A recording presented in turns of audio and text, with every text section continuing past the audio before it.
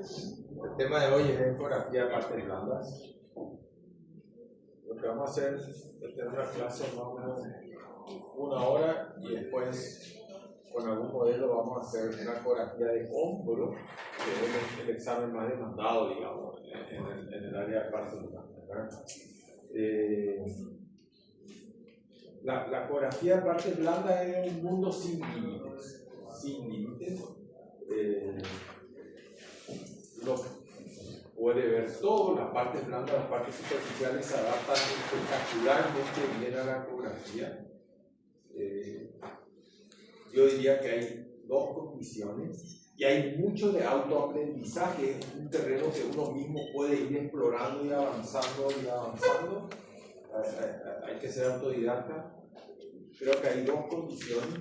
Uno, conocer muy bien la anatomía, muy bien, volver a abrirlo en el libro de anatomía y entender la anatomía. Y segundo, tener buen equipo. O sea, al nivel al que uno puede llegar depende de la frecuencia de la frecuencia de traductores que uno tiene, de las características de un traductor. Obviamente, si uno tiene traductores de 7, 8 MHz máximo, puede ver ciertas cosas y otras no, pero hay en el mercado traductores de hasta 30 MHz que da para piel, por ejemplo, ¿verdad? Lo que quiera hacer piel. Una cuestión importante es que en ecografía, ustedes saben, hay una relación directamente proporcional o inversamente proporcional entre la distancia que existe entre la estructura del traductor y la calidad de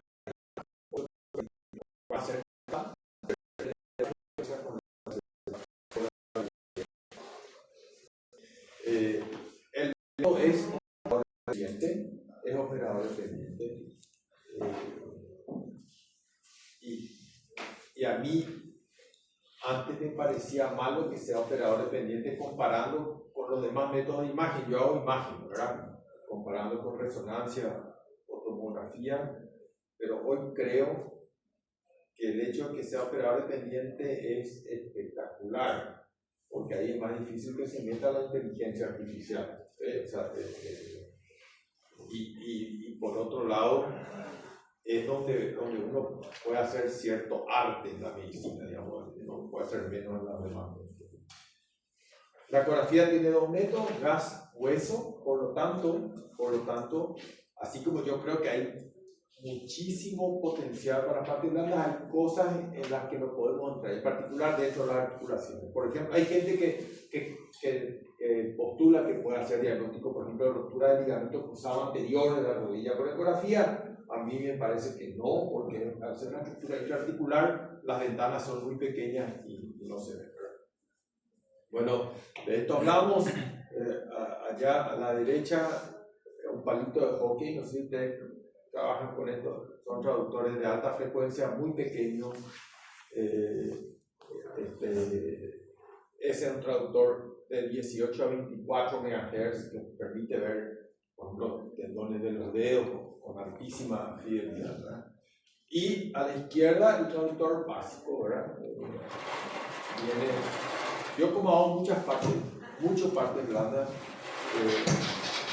tengo en el equipo tengo al menos 3 traductores planos. Tengo un traductor, un palito de hockey de 24, tengo un linear que va de 15 MHz más o menos, y otro que uso mucho también para vascular que va de 9 a 13 MHz más o menos. O sea, de 7 a 13 MHz, y me manejo con esa frecuencia.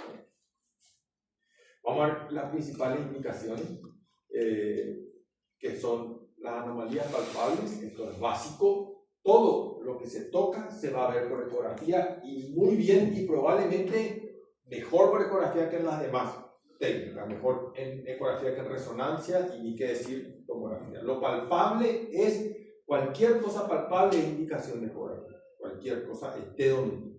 Los cuerpos extraños se ven bien por ecografía, si son superficiales naturalmente, Vamos a ver algo de patología muscular que está muy vinculada a la actividad deportiva, patología tendinosa. Hay mucho en hacer por patología articular. Ahora hay todo un capítulo nuevo que es la reumatología, la ecografía en reumatología. Hay mucho que ver en patología ósea y patología nerviosa, que es un tema espectacular. Las anomalías palpables, clarísimamente una anomalía palpable es indicación de eco. Me llaman, hace 2 días tuve un llamado de un médico que me dice, tengo un paciente que tiene algo que se toca, ¿qué le pido? Resonancia, tomografía, tiene ya ese reflejo. Le digo, no, es una ecografía. No hay indicación de resonancia. Algunas anomalías palpables súper clásicas, dorso de mano, el nódulo de dorso de mano. ¿Okay? Esto que dice TX son los extensores, o sea, el extensor común de los dedos, el tendón que está acá, y debajo del extensor, entre el extensor y el plano óseo, una imagen adipogénica, dice luego Q, es un quiste artrosinovial de cara dorsal de la muñeca. Es bastante clásico. Esto es un corte sagital. Cuando uno ve un quiste sinovial, esto es algo muy común, a lo mejor algunos acá tienen. Cuando uno ve un quiste sinovial donde sea, tiene que tratar de ver, hay 2 tipos de quistes sinoviales. Uno se llama ganglión, es un proceso degenerativo de las vainas sinoviales, no tiene conexión articular, y el otro es un quiste artrosinovial, tiene comunicación con la sinovial y eso uno puede ver, y en este caso se ve que el quiste tiene una prolongación cefálica que se introduce en la interlínea radio-carpiana. Este es el radio y este es el escafoide. Entre ambos se mete una prolongación del quiste, con lo cual nosotros decimos que el quiste es artrosinovial. Esto tiene importancia porque el tratamiento difiere un poco en ambos casos. Este paciente es un caso como hay que tener, digamos, un poco cuestionarse. Este paciente viene por un quiste sinovial de cara interna del tobillo. Otro lugar bastante clásico del quiste sinovial, la cara medial del tobillo. Y la verdad que parece mucho un quiste sinovial, solo que si ustedes se fijan, acá hay como una ecogenicidad poco llamativa. ¿Cuál es el reflejo que hay que tener cuando uno duda? Apretar el Doppler o el Power Doppler, ya todos los hoy tienen Doppler, y el Doppler muestra esto, ¿okay? O sea, no es un quiste sinovial, es un nódulo sólido. Es un nódulo sólido, y el nódulo sólido, este es otro ejemplo de algo que es bastante común. Este nódulo sólido, en un corte sagital, ustedes van a ver que se conecta a una estructura hipoecogénica, un cordón hipoecogénico en su polo superior y a un cordón hipoecogénico en su polo inferior. Por lo tanto, el diagnóstico es un tumor nervioso. Los neurinomas y los schwannomas, que son muy difíciles de distinguir por ecografía, son los 2 tumores nerviosos periféricos, neurinoma y schwannoma. Los 2 vienen de la mielina, no de las neuronas, sino que vienen de la mielina. El neurinoma crece separando las fibras entre sí, o sea, crece entre las fibras, tiene peor pronóstico por lo tanto, porque el cirujano no puede quitar sin dañar fibras, en tanto que el schwannoma crece excéntrico. La diferencia es enorme, porque en el schwannoma el cirujano puede quitar el tumor sin dañando pocas fibras, con pocas consecuencias neurológicas.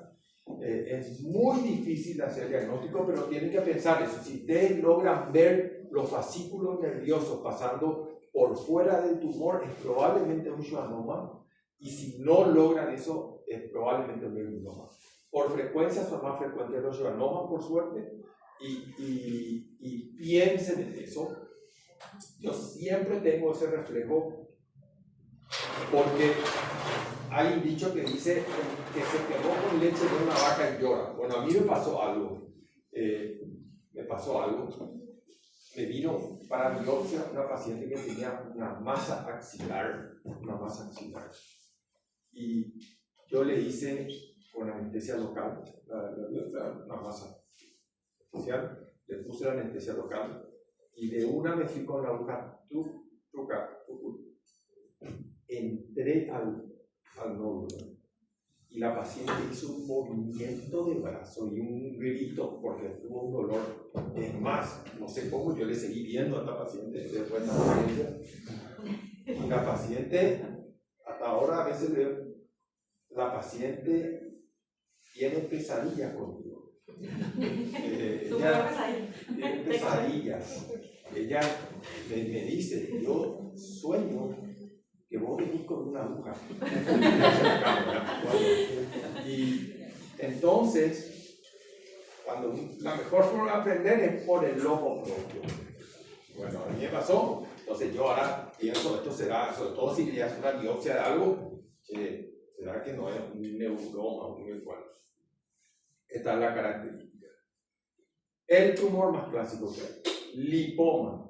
El lipoma, no voy a mostrar todos los ejemplos, pero el lipoma, una cosa muy importante es que a veces cuesta mucho distinguir. Lipoma es grasa madura encapsulada, tiene una cápsula, ¿verdad? A veces no se ve bien la cápsula, y a veces la gente tiene un bulto, pero es un depósito graso focal, no es un lipoma, y es diferente porque el lipoma es algo que el cirujano diseca y quita, ¿okay? El depósito graso focal, y es ahora los plásticos piden eso, distinguir lipoma de depósito graso focal. El depósito graso focal se aspira, le meten el aspirador que usan y aspiran, y el otro hay que cortar y quitar. Una cosa que hace el diagnóstico del lipoma es que si vos comprimís la aponeurosis que está detrás, se va a bombar. Con lo cual esto es una masa, ¿están entendiendo? Esto es una masa. Vos comprimís y la aponeurosis se va a bombar. Esto es clásico. Por otro lado, ¿cuál es la obligación? El lipoma es súper frecuente, ¿verdad? Probablemente todos tengamos algún lipoma en el cuerpo. El lipoma es súper frecuente. ¿Qué hay que tener en cuenta en el lipoma? El lipoma, ¿dónde está? Y el tamaño. ¿Dónde está y el tamaño? Si el lipoma está en el subcutáneo, el límite para operar es tradicionalmente de 5 centímetros. Hace 2 años se hizo una publicación muy interesante sobre los tumores lipomatosos, se subió a 10 centímetros. O sea, en el subcutáneo, siempre y cuando el tumor sea homogéneo, la condición importa poco porque hay tumores lipomas hiperecogénicos, la mayoría son isoecogénicos con respecto al subcutáneo, como en este caso, y hay algunos hipoecogénicos. Lo que sí importa es la homogeneidad. Tiene que ser homogéneo, bien delimitado, y si bien menos de 10 centímetros, se puede quedar el paciente con el lipoma. Si bien más de 10, es obligación quirúrgica. Si están en el plano muscular, debajo de la aponeurosis, el lipoma, primero es más difícil hacer diagnóstico por ecografía, no tiene que recomendar resonancia, sí o sí. Los lipomas se operan a partir de 3 centímetros, y si están en una cavidad, por ejemplo, mediastino o abdomen, dentro del abdomen, se operan así tengan 2 milímetros, porque la posibilidad de liposarcoma es muy alta. La posibilidad de liposarcoma al subcutáneo es baja. Esto es isoecogénico, recuerden, lo que hace el diagnóstico diferencial entre grasa, cúmulo de grasa, y lipoma es el abombamiento de la aponeurosis. Algunos son más hipoecogénicos, etc. Cuerpos extraños. Sí. Con respecto al neurinoma o al schwannoma, ¿cuáles son las indicaciones más frecuentes que suele ver? Las más frecuentes.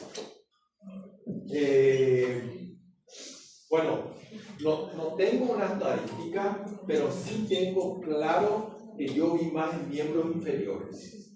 Son siempre nervios periféricos. Desde que salen de la columna, en el von Recklinghausen, la neurofibromatosis tipo 1, creo que es el von Recklinghausen, los pacientes tienen todos neurinomas de las raíces nerviosas saliendo. Ahora mismo, estos neurinomas tienen la posibilidad de generar. Estos pacientes generalmente terminan falleciendo una degeneración maligna de algún neurinoma. Están llenos de neurinomas en todo el cuerpo. Desde que hay tumores nerviosos, desde que salen hasta tumores nerviosos glóbicos en la base del dedo. Pero de esa saliencia se ve ya a nivel ecográfico, doctor.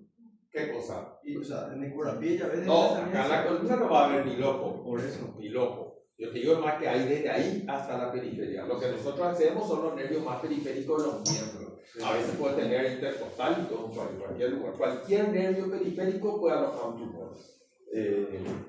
Yo te diría que en general en las extremidades vemos más porque son los que se tocan. O sea, el paciente no se puede tocar un neurinoma de una raíz de acá, ni se puede tocar. Es más difícil que se toque de un tumor de la pared abdominal, es más difícil. Sin embargo, de las extremidades se toca, sobre todo del codo para abajo y de la rodilla para abajo, que hay menos sensibilidad. Generalmente el paciente se toca algo y por eso consulta. Y algo clásico también, no se olviden si tienen dudas, eso duele. Duele y da una irradiación particular. Vos le tocas, tiene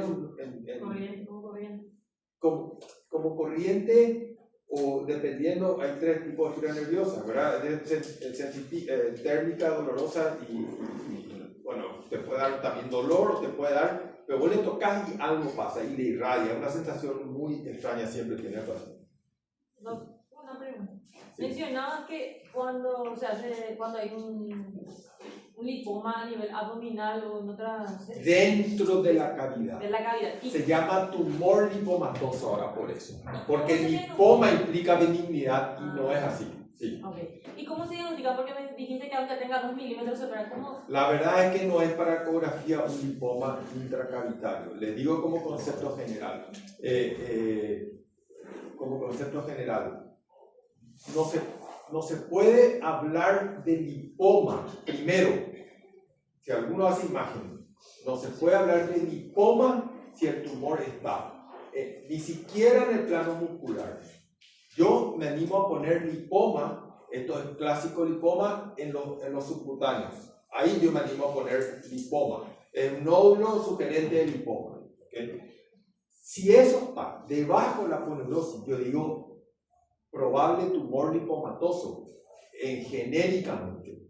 Y con más razón si está, por ejemplo, el retroperitoneo, o el peritoneo, o el mediastino.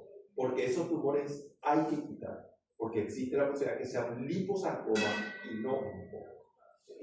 Doctor, pero usted dice eso desde su experiencia como imaginólogo, nomás porque intracavitario, o sea, demasiado poco le va a haber una ecografía nomás. Bueno, intracavitario, tenés razón. O sea, nosotros sí podés ver. No vamos a encontrar, no vamos a ver en consultorio normalmente un pedido de ecografía. No, tenés razón. Yo hace poco vi un tumor hepático, un lipoma hepático, raro, un lipoma hepático. Era muy hiperecogénico, parecía un hemangioma.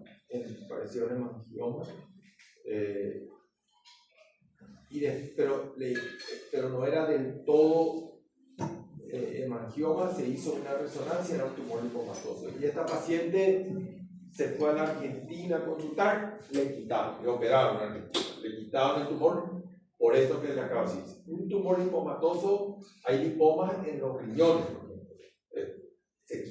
Se quita por la posibilidad de liposarcoma.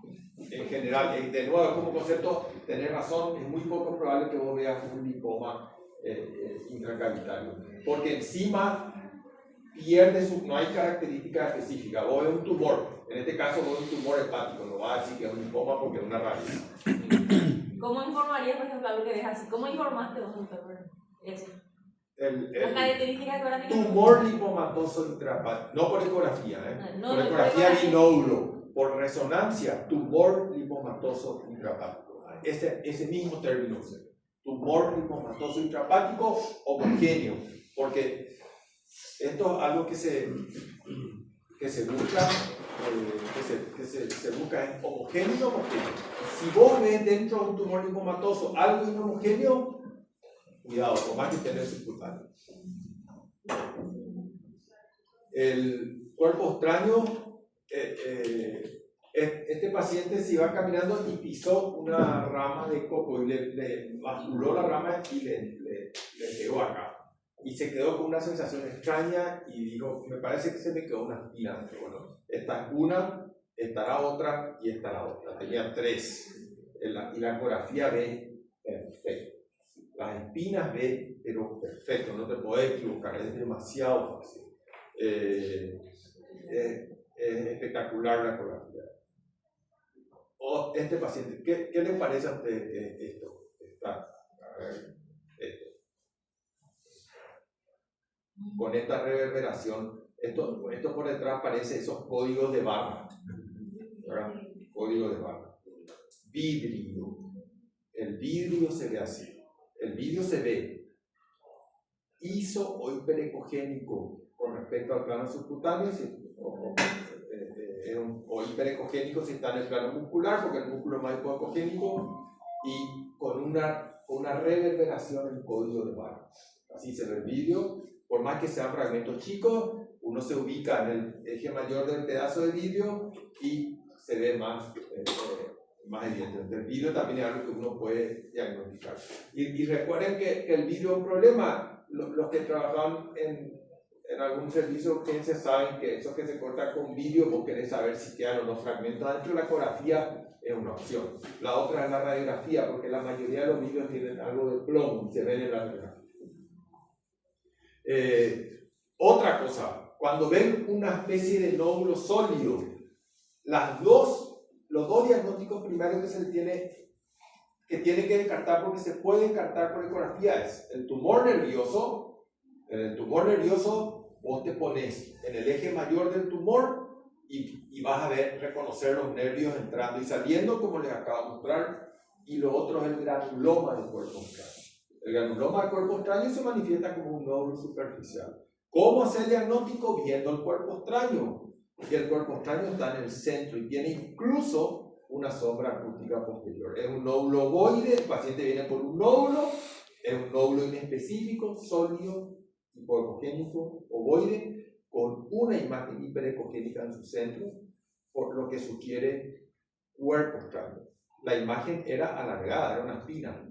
En el otro eje era esto que están viendo ahí, una espina. Y se generó un cuerpo extraño, pero puede ser un pedacito de arena incluso, ¿verdad? Este paciente, fíjense, vino en cara externa del muslo bien superficial, un nódulo bien superficial, no. Y en el extremo había un cuerpo extraño, era un granuloma de cuerpo extraño. Acá van a ver el video, van a ver cómo uno bascula, y ahí aparece el cuerpo extraño que estaba dentro del granuloma. Atípicamente era excéntrico. Normalmente vos le ves al cuerpo extraño exactamente en el centro. El nódulo en este caso era excéntrico. Porque una vez los pacientes cesárea granulomas del hilo. Perfectamente se ve el hilo. Perfectamente se ve el hilo. Vos ves, aunque sea un pedacito, ves el hilo. Patología muscular, estos pasos rápidos están muy vinculados a la actividad deportiva, a pesar de que yo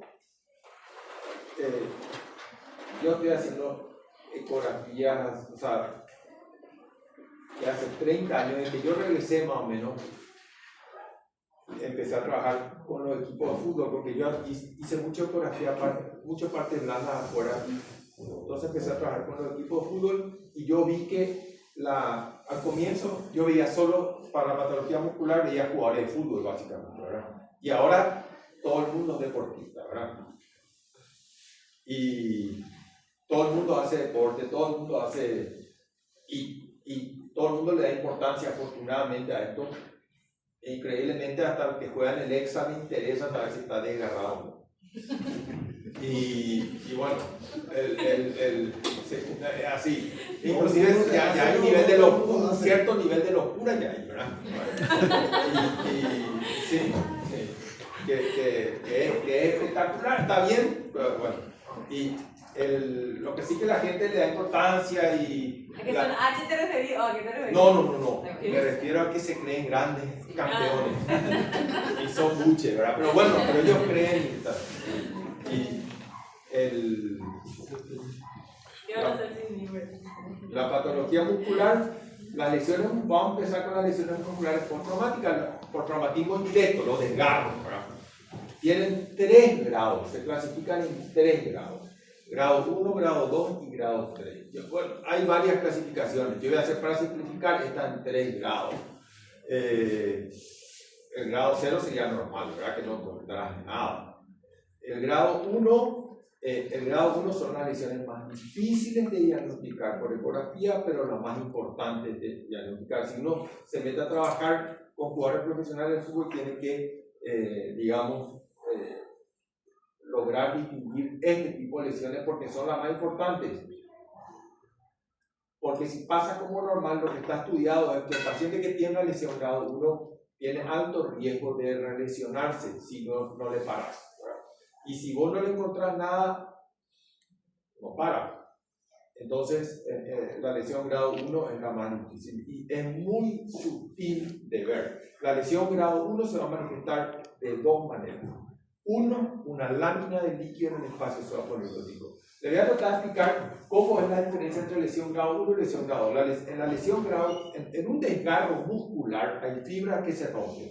¿Okay? Hay fibras musculares que se rompen. Eso ocurre en un desgarro. En un extremo tenemos la persona, todos de acá se fueron alguna vez al gimnasio por primera vez o después de mucho tiempo que no se van.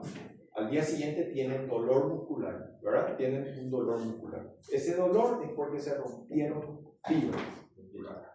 Estaban deshabituadas al esfuerzo, o le metiste pesa, se te rompieron fibras y tenés dolor.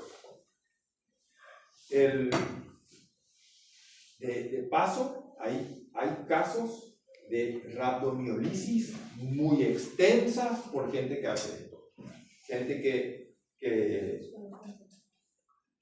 por ejemplo, yo vi algunos casos, una chica que se quería poner en forma, hizo 3 clases de spinning seguidas y terminó en diálisis. Después zafó, se hizo 2 o 3 diálisis y zafó. Pero ecográficamente es espectacular. Vos ves todos los músculos hiperecogénicos, todos. O a veces, de acuerdo si utilizó solo una parte, ves todos los músculos, por ejemplo, cara anterior del muslo, todo hiperecogénico, todo hematizado. Esas fibras se rompen y ustedes saben, eso genera mioglobinuria, porque al final, y la mioglobina se va a tranca los glomerulos. Por eso entra en insuficiencia renal. Pero eso también se hace el diagnóstico por ecografía. Un edema, de hecho, se hincha todo y es todo hiperecogénico.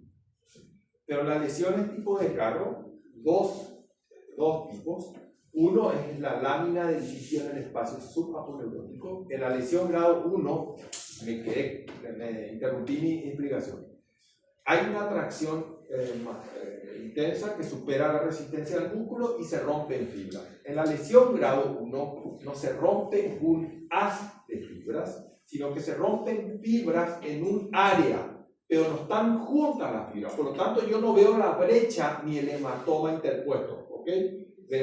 Si yo le abro y corto el músculo, voy a ver un moretón en el músculo. Un moretón. No voy a ver un hematoma.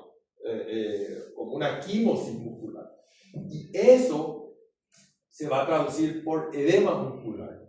Y si es menos importante que para un edema, va a haber una lámina de líquido en el subaponeurótico. La magia de la ecografía, la magia en todo lo que son partes blandas, es que es dos cosas. Uno, el paciente te dice, aquí me duele, te dice, aquí con el dedo te dice, acá, y vos te vas de eso. Son ecografías que duran 2 minutos. Ya está. Y la segunda magia es que tenemos, la mayoría de nosotros, 2 piernas y 2 brazos. O sea, podés comparar. Entonces, va a hacer un corte similar en los 2 lados. Lámina de líquido, una forma de manifestación. Edema la segunda, y el edema es así. Para ver edema hay que comparar.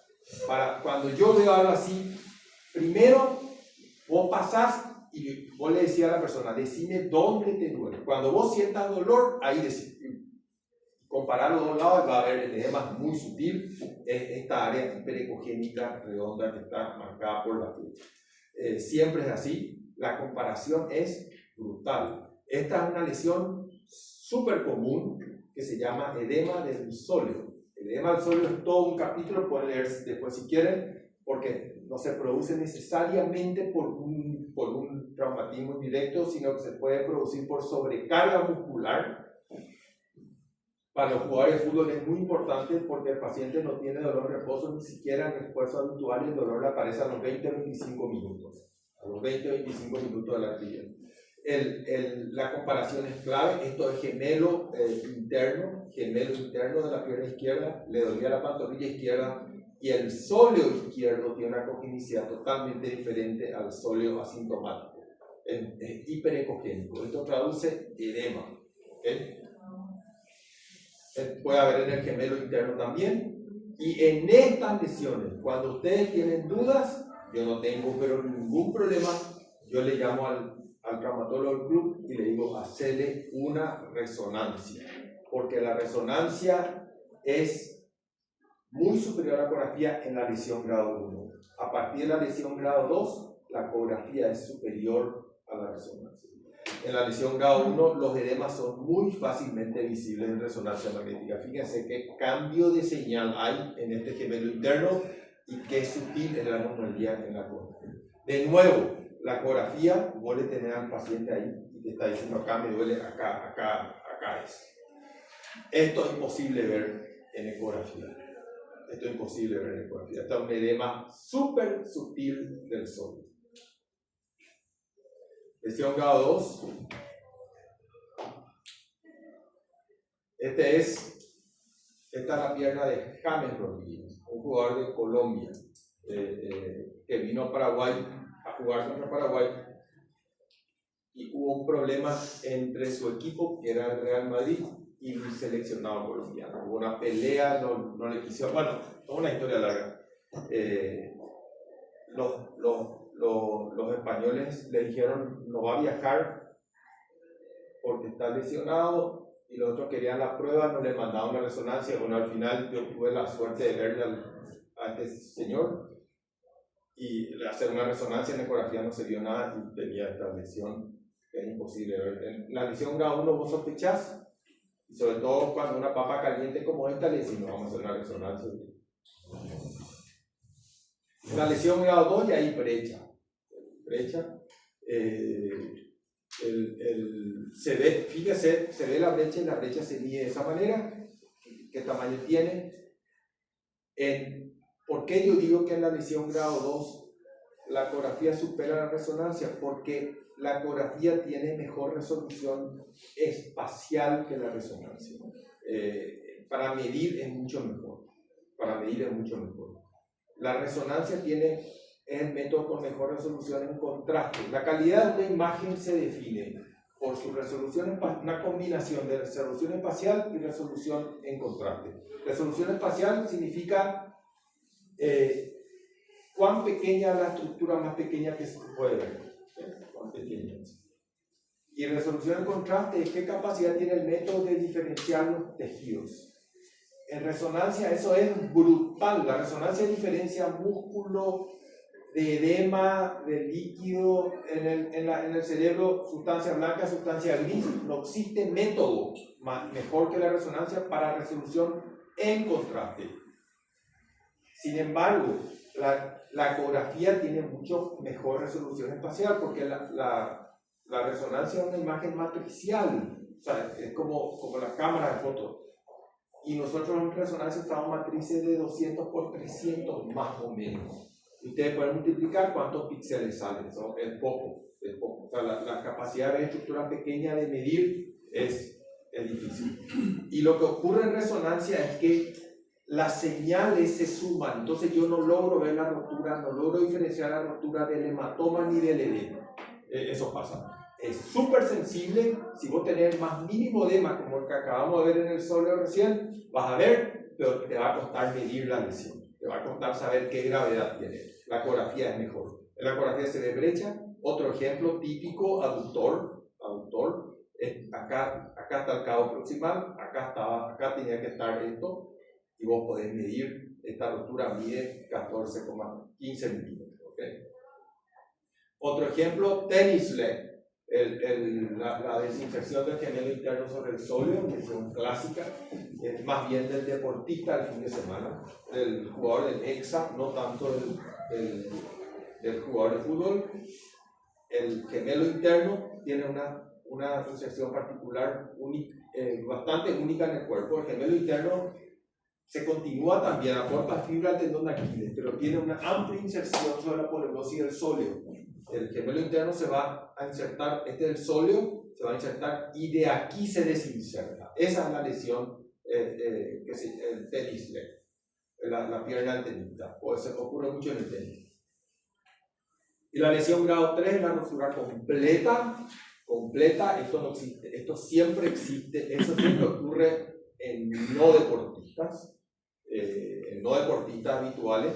Este es el bíceps braquial en su porción larga, bastante clásico y con traumas mínimos. El paciente alzó algo, ¡paz! Sintió el ruido, el cabo muscular está totalmente roto, ¿ok? Totalmente roto. Esta lesión es bastante clásica. Si ocurre arriba, el bíceps se llama bíceps porque tiene dos cabos arriba. El bíceps largo se va a insertar intraarticularmente en el hombro, en el borde superior de la glena humeral, y la porción corta se va a insertar en la coracoides. Como hay dos arriba, si se te rompe la larga, vos podés vivir tranquilamente, no perdés la capacidad de flexionar. Si se rompe el bíceps abajo, tiene un solo tendón que se va a insertar en el cuello del radio. Si ese se rompe, está frito, se tiene que operar, porque perdés la capacidad de flexión. Pues hay un solo tendón y el bíceps ocupa la flexión del brazo. Otro ejemplo, brazo, fíjese el brazo Popeye. Acá se ve muy claro. Esto puede dar el brazo Popeye. Cuando se rompe, el bíceps se retrae el músculo y se queda el músculo más grande, ¿verdad? Ahí está el ejemplo. Patología tendinosa. Vamos a ver. Tendinosis, tendinitis y lesiones traumáticas. Técnicamente, ¿qué es tendinosis y qué es tendinitis?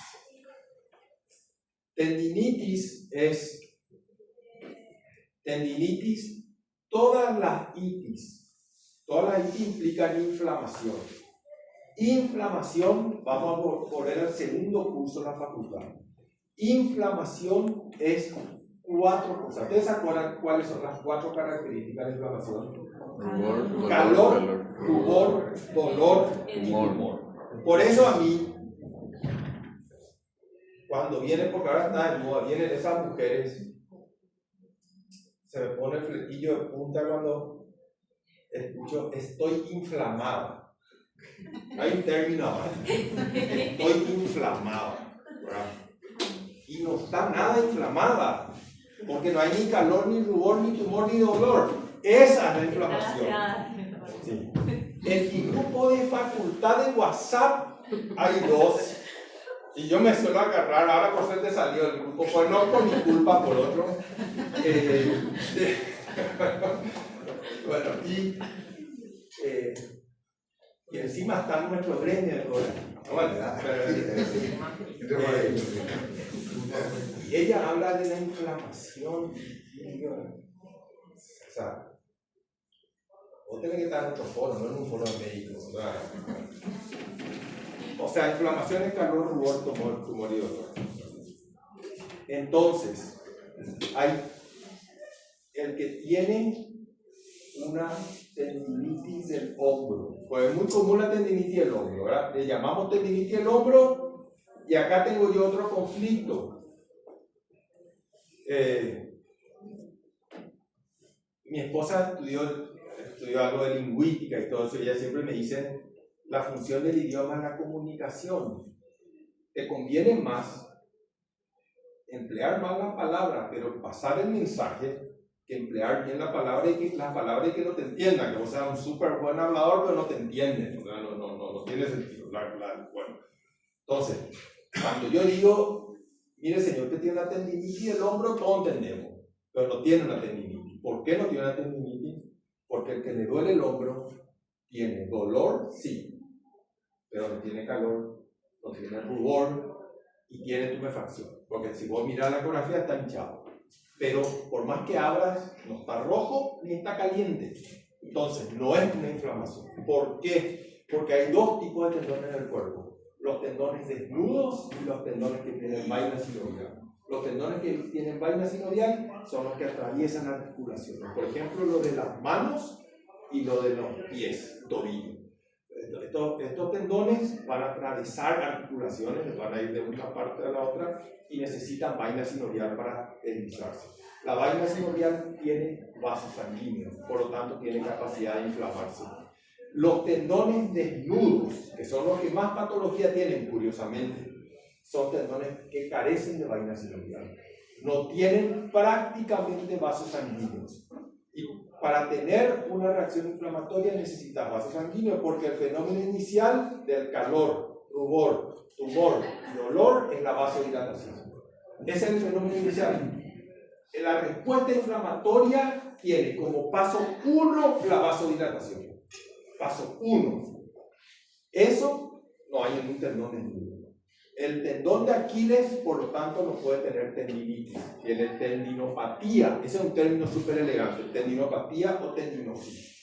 El tendón rotuliano no puede tener por lo tanto, tendinosis, ¿ok?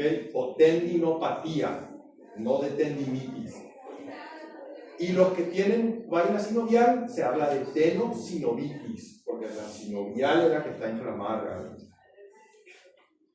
En la patología tendinosa, la ecografía es el primer método. Una cosa fundamental es esto que vamos a ver. Cuando uno entra en patología tendinosa, en los tendones hay un artefacto que se llama anisotropía. ¿Escucharon ya hablar de eso? Anisotropía.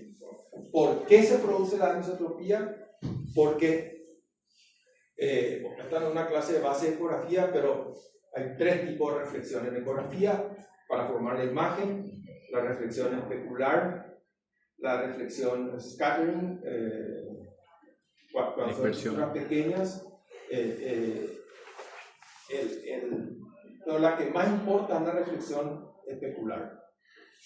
La reflexión especular es como un espejo, es la que más contribuye a la formación de la imagen, y se refleja así, un haz de ultrasonido. Si yo emito, el traductor emite un haz de ultrasonidos, se encuentra con superficie reflectante. Lo ideal es que un pequeño porcentaje rebote, genere ecos que van a volver al traductor y dar imagen, y que la mayor parte siga penetrando para que yo pueda ver lo que está detrás de eso que reflejó. Bueno, esa es la ecografía.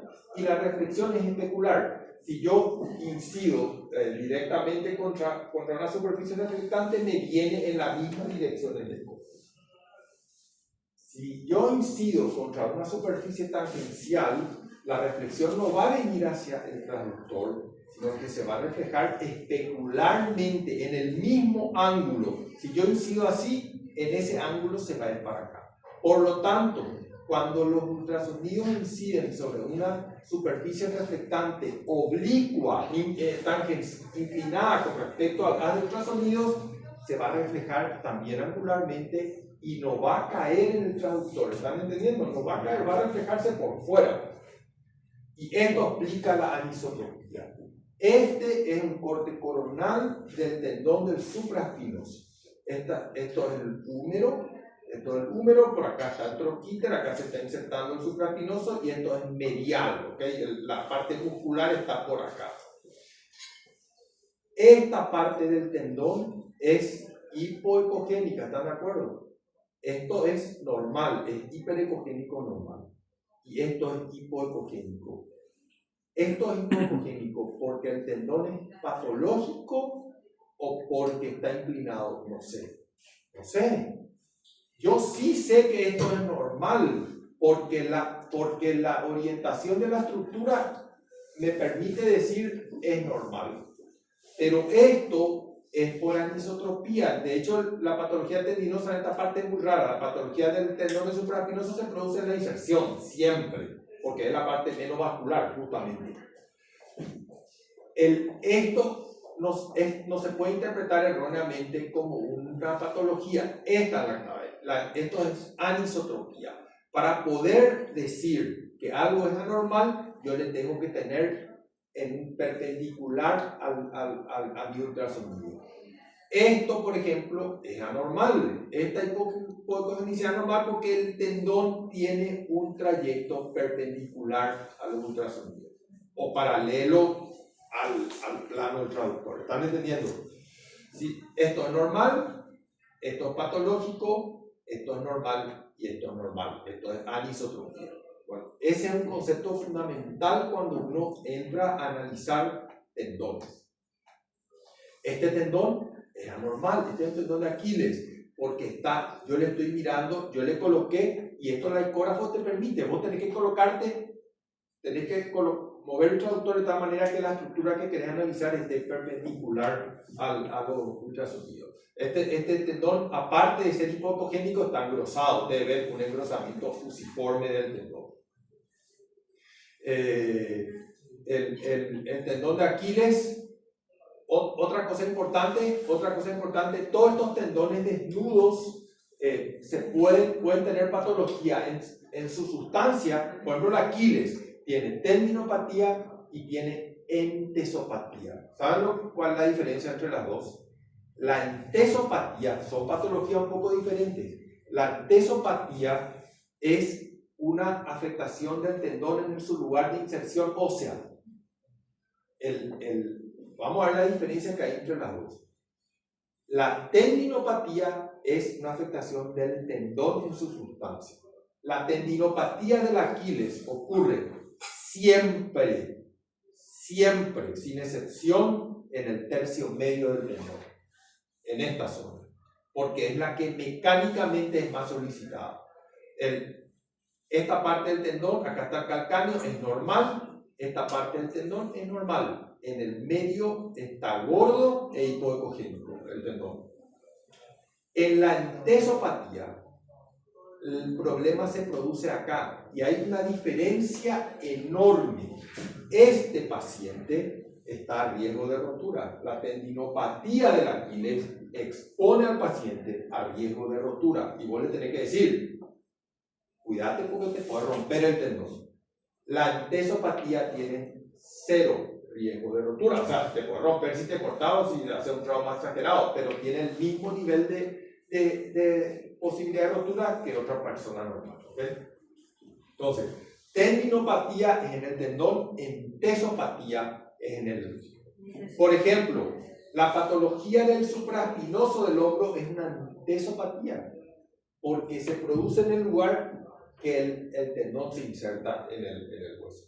Y en la entesopatía, por eso las entesopatías duelen mucho más que la tendinopatía, porque en la entesopatía duele el periósteo del hueso que está lleno de nervios. Esta es una tendinopatía del Aquiles, en el tercio medio, engrosado, grueso, hay calcificaciones y todo. Epicóndilo, codo del tenista, Esa es una entesopatía. Entesopatía. Duele el epicóndilo, vuelve a tocar el epicóndilo y le duele. En el epicóndilo se insertan los tendones extensores de la muñeca. Extensor común, todos los extensores. Extensor pulgar del carpo, extensor radial del carpo. Todos los extensores van a tener un tendón casi común que se inserta en el epicóndilo y ese es el que se pone grueso e hipoecogénico.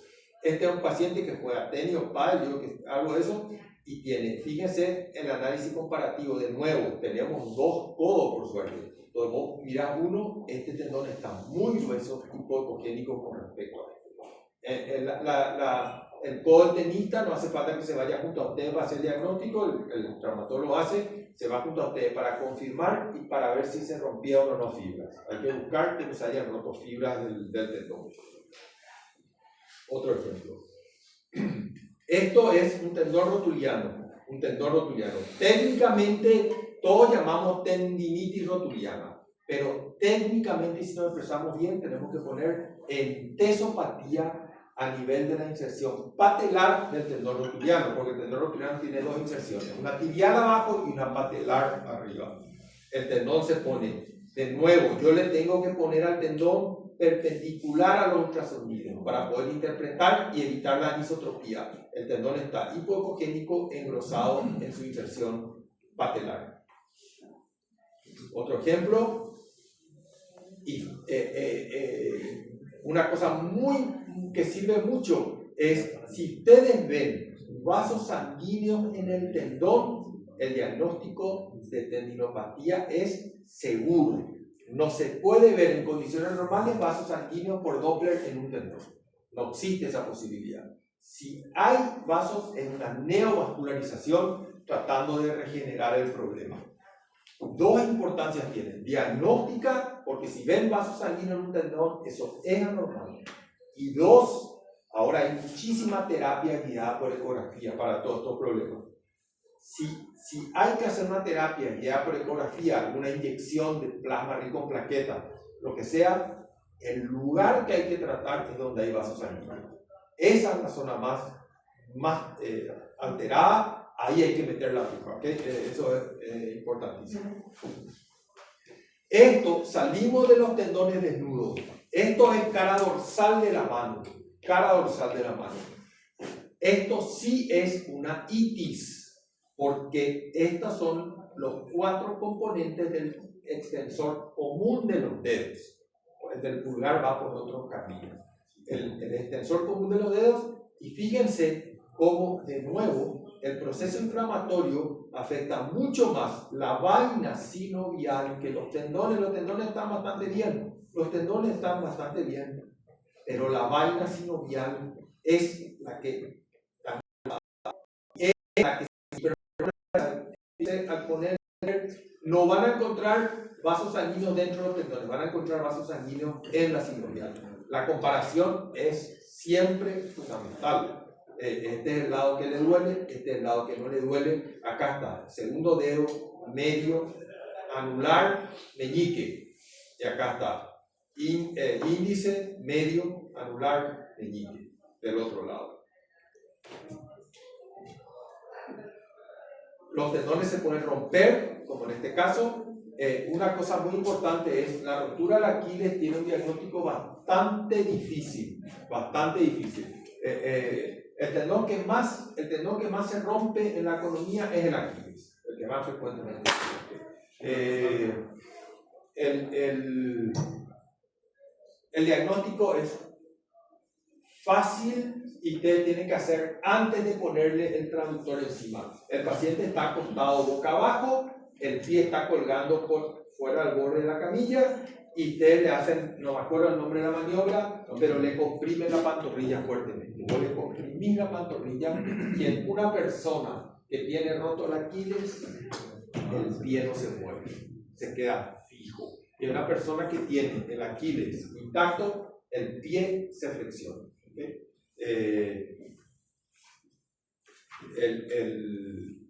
Hay una sección, tenemos un músculo accesorio que se llama plantar delgado. O sea, a ver, si vos haces la maniobra y el pie no se mueve, el diagnóstico está hecho. si el pie se mueve, todavía puede tener roto el Aquiles. Porque un porcentaje de personas, creo que está por el 15%, tiene un músculo accesorio que se llama plantar delgado que contribuye a la flexión del pie. Y si el plantar delgado está íntegro, igual va a flexionar el pie. Por lo tanto, si no se mueve, hacer tu ecografía porque tenés que hacer, ¿verdad? Pero ya sabés que está roto. Si se mueve, lo más probable es que no esté roto, pero podría estar roto. Doctor, pero tiene otra vez grado de rotura. No siempre viene el paciente y tiene su rotura total del Aquiles. Vos sabés que Y la prueba es cuando es rotura total. la prueba es cuando es rotura total. En la mayoría de los casos la rotura es total. Esto es o casi total. O casi total. La rotura parcial suele ser degenerativa y el paciente es otro. Se va rompiendo a poquito por tendinopatía, por tendinosis. Y se va, la tendinosis, así como la tendinopatía del hombro, se va rompiendo degenerativamente, también puede ocurrir en el Aquiles.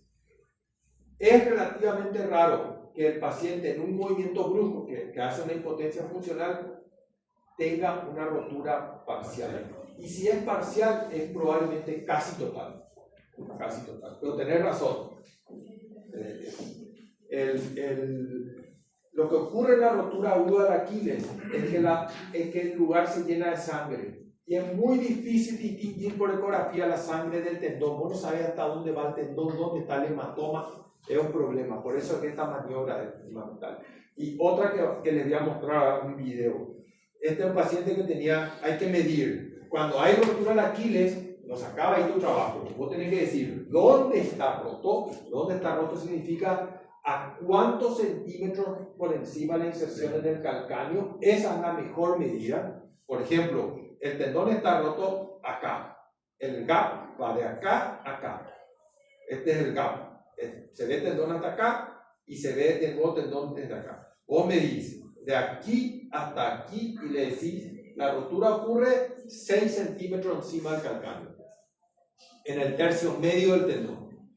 Y la distancia entre los dos cabos es de tantos centímetros. Esa es la segunda medida importante, tratar de medir la distancia que hay entre los dos cabos del tendón. Acá hay una rotura en el tercio medio, más o menos 7 centímetros encima del calcáneo, con un gap de 1 o 2 centímetros. Y la otra maniobra que hay que hacer es esta, la presión. Y la presión, fíjense cómo distingue los dos cabos tendinosos. No sé si logran ver. La compresión con el transductor como que separa los dos cabos. Y acá los dos cabos están prácticamente en oposición, pero la rotura es completa. Se quedaron juntos, pero la rotura es total. Y ese es más fácil de operar que se recupera más. Eso es lo que le facilita el trabajo al traumatólogo, porque porque no tiene que estirar no tiene que estirar mucho. Mientras más. Por eso la inmovilización se hace con el pie en equino, porque eso permite que los cabos se acerquen. ¿Sí? Bueno, acá hay un ejemplo. Este tendón está completamente roto.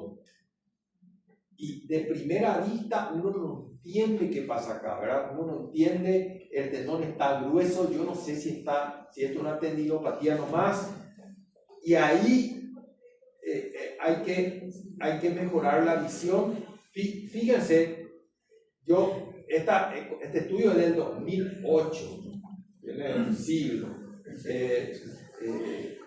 Hoy los traductores que yo tengo son mucho mejores, ¿verdad? Pero esto es lo mejor que yo tenía en su momento y me permitió ver. Fíjense los cabos. Este es el cabo proximal y este es el cabo distal. Está detrás del otro. ¿Ven la composición, verdad? Este es el cabo distal y este es el cabo proximal. ¿Cómo superpuesto? Así está. Así está. ¿Okay? O sea, uno puede ver proximal y distal.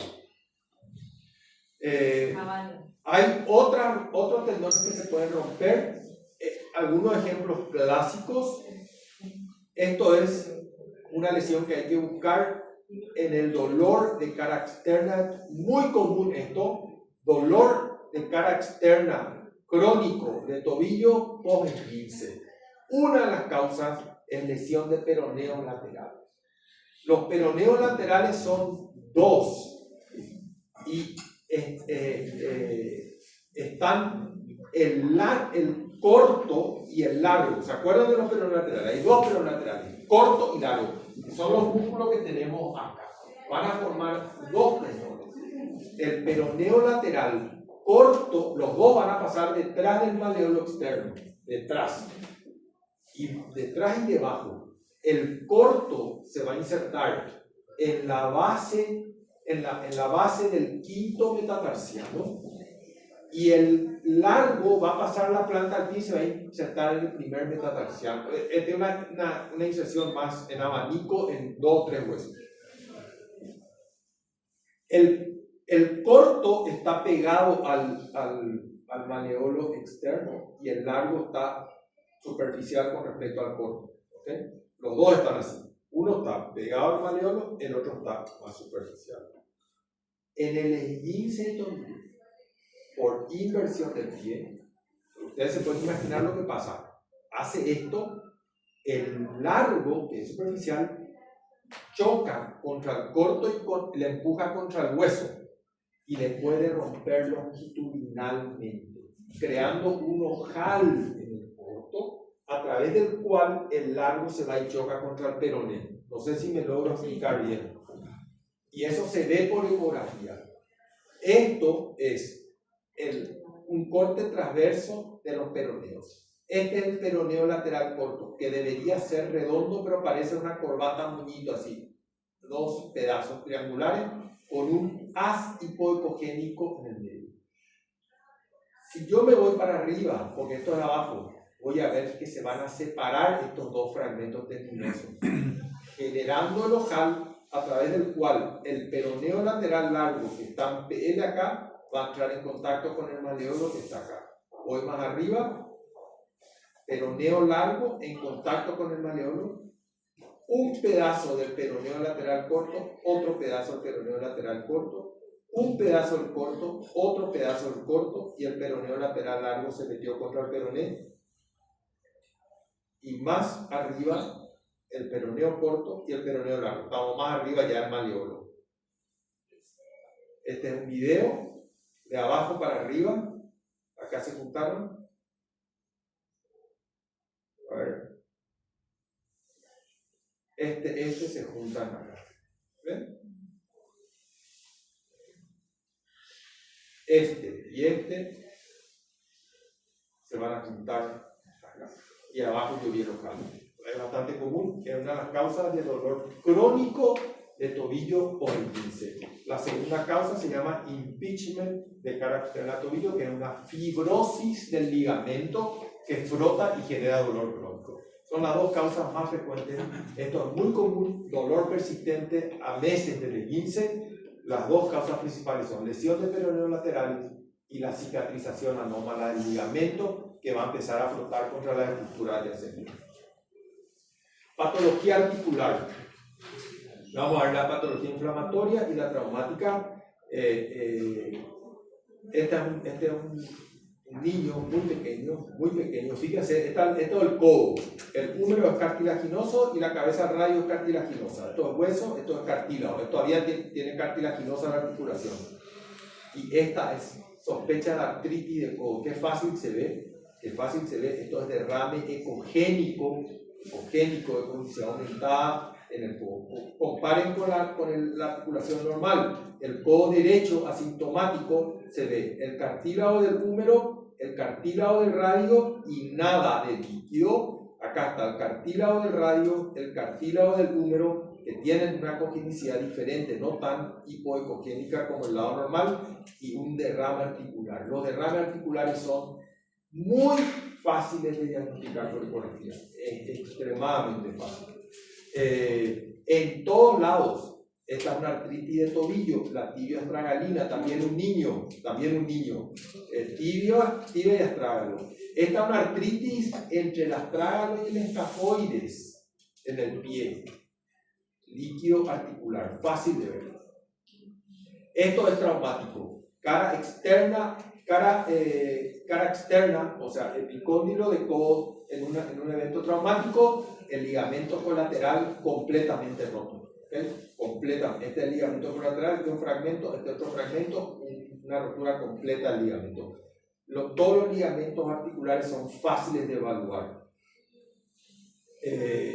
Otro caso de codo, ligamento colateral roto.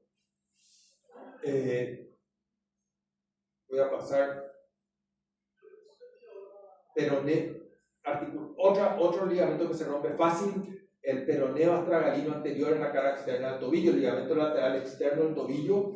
Fíjense por ecografía, acá vamos a ver un pedazo de ligamento, otro pedazo de ligamento, superpuesto, parecido al ejemplo del Aquiles, completamente, rotura completa, 15 grado 3 de tobillo, ¿ok? Así se ve. Siempre esta maniobra de compresión permite identificar los dos cabos del ligamento. Y este es un ejemplo de ayer. Ayer me tocó esto. Una chica que tuvo un esguince de tobillo, vino con diagnóstico de esguince de tobillo. La verdad que estaba tonta. Y la persona que vendió quería ver grado de lesión de ligamentos lateral externo y lateral interno. Esa fue la pregunta, para ver qué le hacía. Esta es la cara externa del tobillo. Esta es la tibia y el peroné y el astrágalo. Peroné y astrágalo. Este es el peroneo astragalino anterior, que va del peroné al astrágalo. El ligamento colateral externo, no hace falta entrar en detalle, tiene 3 fascículos: el peroneo astragalino anterior, el peroneo calcáneo y el peroneo astragalino posterior. Casi siempre que se lesiona es el peroneo astragalino anterior. Y si se lesionan los otros, se lesionan siempre en orden. O sea, tienen que ver primero el peroneo astragalino anterior, porque si hay uno lesionado, ese va a estar lesionado. Y si se lesiona el peroneo calcáneo, sí o sí se rompió primero el peroneo astragalino anterior. Bueno, el peroneo astragalino anterior estaba grueso, esto suele ser más fino, pero íntegro. No es lo que acabamos de ver, el ligamento que acabamos de ver. No es este.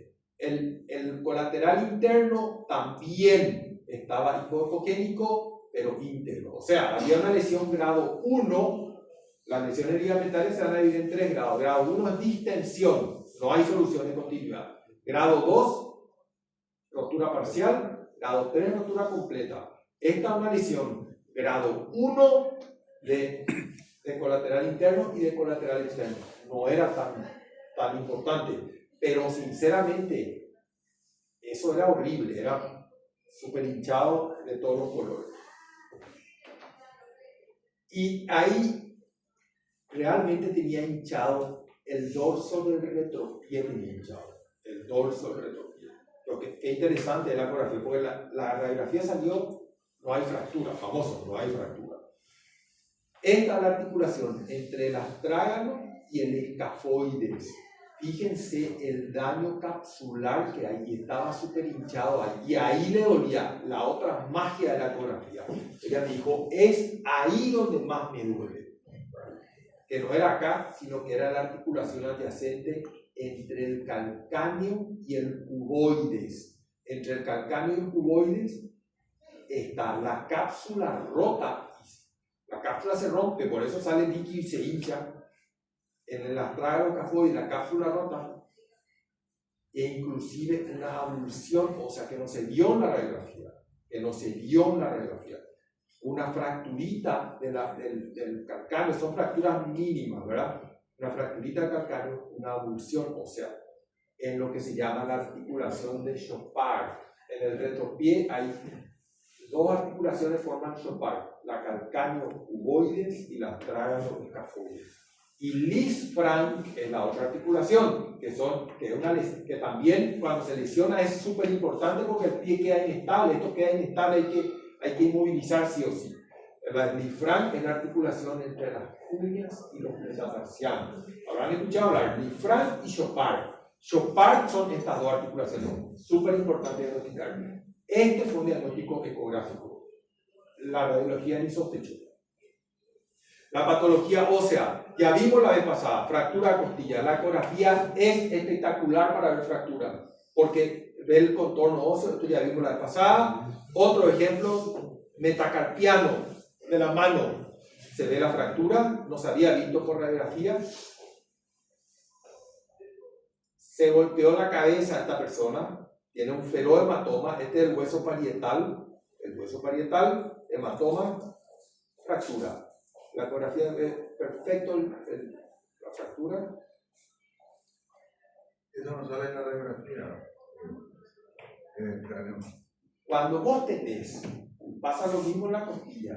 La ecografía es muy superior a la radiografía para detectar fractura. Cuando vos tenés, en la radiografía vos tenés que ser tangencial para ver. Si vos no tuviste la incidencia tangencial, no vas a ver. Por ejemplo, ese metacarpiano, la única forma es lograr la oblicuidad. Me va a decir, ¿para qué quiero saber si se rompió el metacarpiano? Pues, es una cosa muy chiquita, pero sí, la ecografía ve mucho mejor. Y la ecografía tiene otra cosa.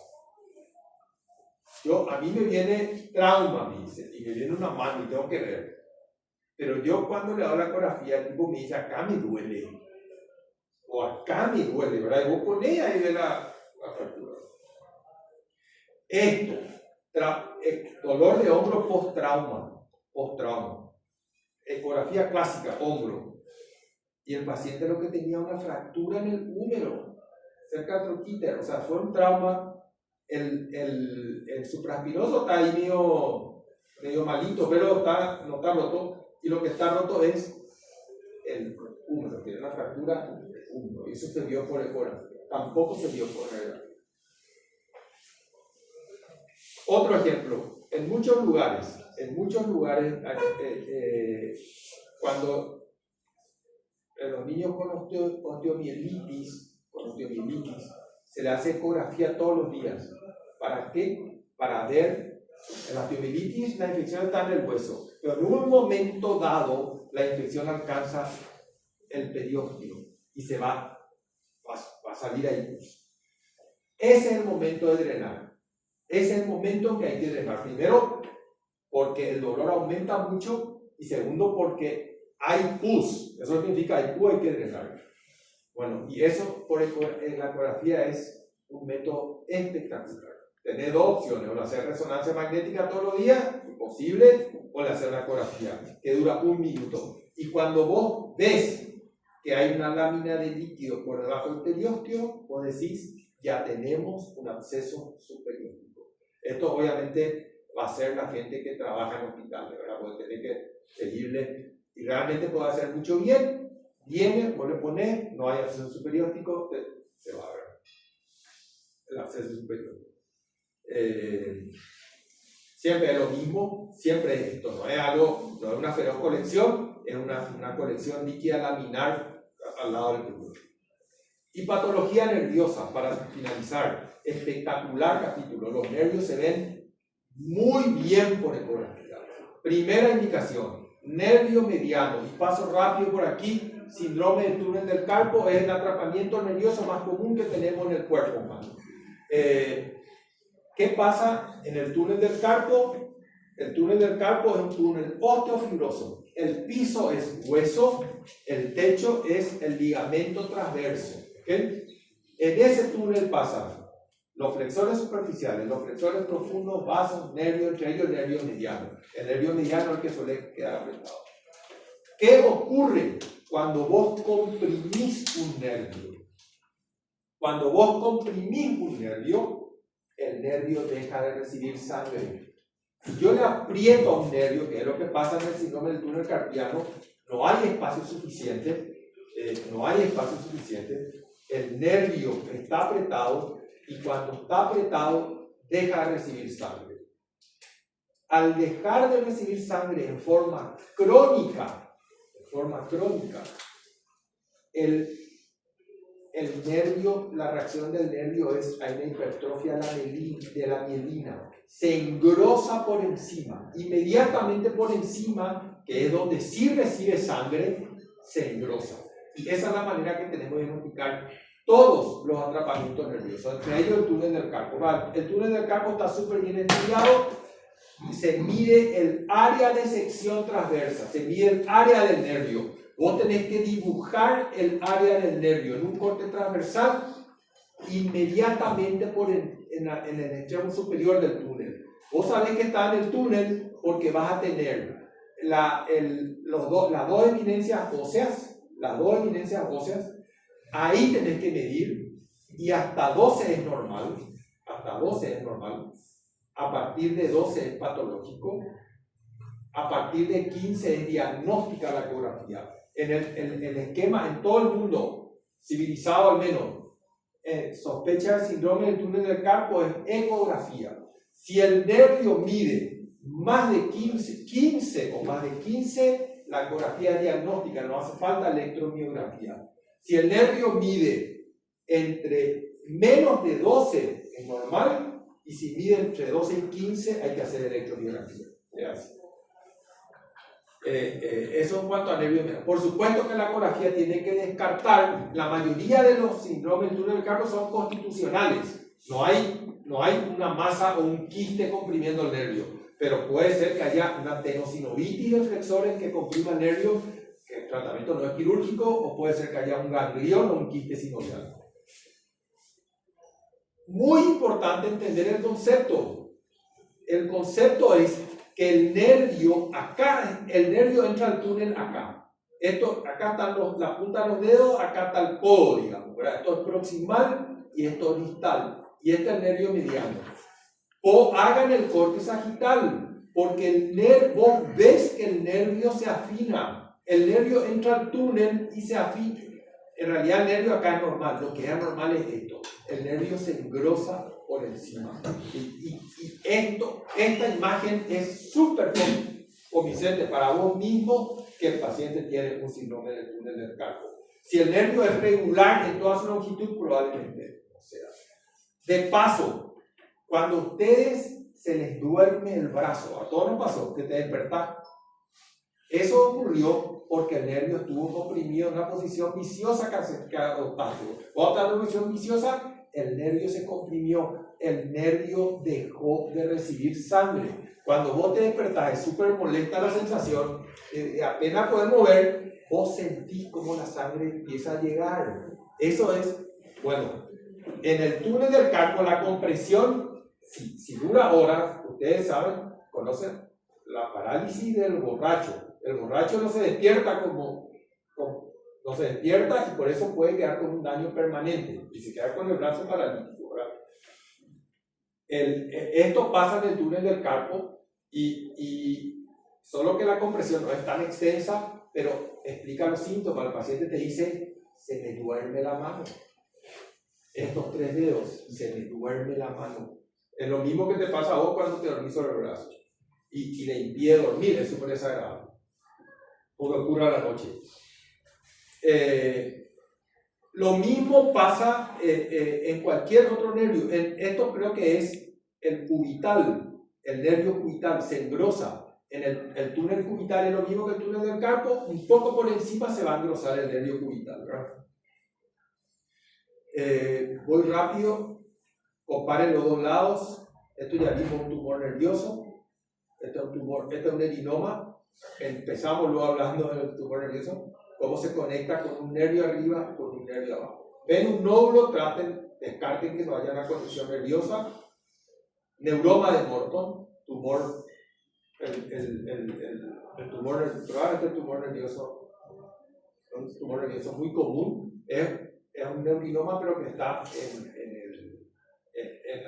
el nervio interdigital en la planta.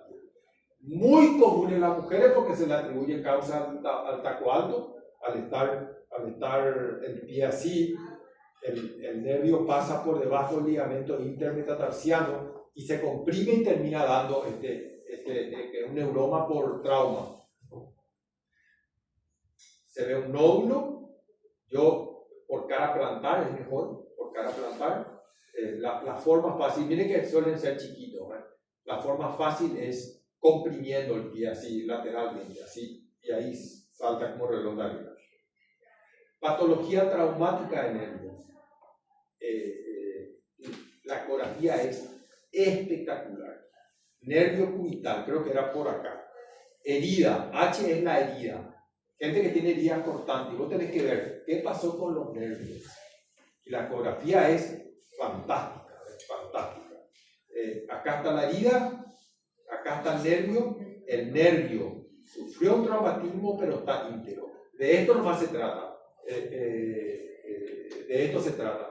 Hay 3 tipos de lesiones nerviosas. La axonotmesis, en una de las lesiones el nervio tuvo un impacto pero está íntegro. En la otra es lesión parcial y en la otra es lesión completa. La lesión parcial no se opera, la lesión completa sí hay que coser el nervio. Lastimosamente no va a recuperar toda la función, pero va a mejorar el pronóstico. Entonces lo que tenemos que hacer cuando recibimos pacientes con cortaduras es ver, ¿hay o no solución de continuidad completa del nervio? Esa es la respuesta. Y es relativamente fácil. Una cosa que les puede ayudar es que a la semana, el nervio ya genera un neuroma de amputación. Si está roto, va a generar un neuroma de amputación. De hecho, la gente que se la amputa, a veces genera estos neuromas de amputación y les duele mucho. Y hay que volver a operar, porque eso es súper doloroso. Este es un nervio mediano en la cara anterior del antebrazo, este es el extremo proximal y el extremo distal está acá. Acá hay un neuroma, acá hay otro neuroma, ya parece la cabeza un palito tambor, ya se ve una cabeza negrita que les garantiza a ustedes que el nervio está completamente cortado. Otro ejemplo, nervio cubital, neuroma y neuroma, está separado, está completa. Acá está la herida, siempre la herida va a dar como los dos fragmentos. Este paciente es el mismo paciente, un corte acá. Tenía el mediano completamente roto, de acá hasta acá. El cubital completamente roto, de acá hasta acá. Y el radial tenía una lesión parcial. Eso.